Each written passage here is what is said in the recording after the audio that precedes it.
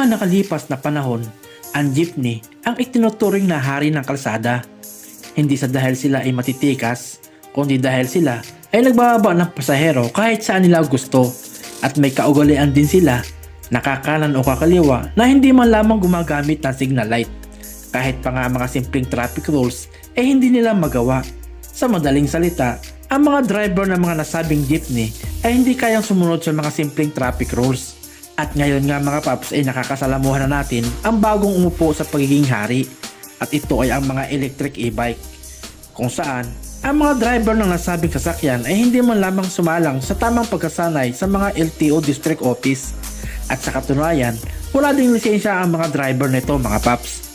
At ayon kay LTO Chief Attorney Vigor Mendoza, ang ahensya sa hinaharap ay ina-register na ang lahat ng e-bikes regardless sa klase ng e-bike. Sangayon sa LTO Administrative Order No. 2021-039 kung saan ang nasabing batas ay nagsasaad na kung ang e-bike ay tumatakbo ng 25 km per hour ay hindi na kailangang irehistro.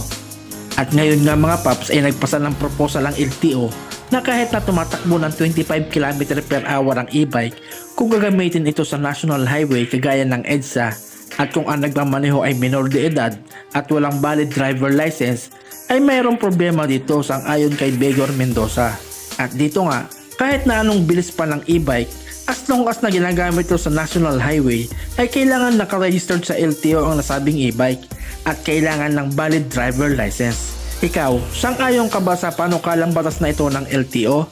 Let us know your reaction in the comment section mga paps. Bali hanggang dito na lamang ang maikling content ko at sana nagustuhan nyo. Pakisubscribe na lang din po, then hit the notification bell para updated ka po sa lahat ng video na aking inalabas. Maraming salamat mga paps.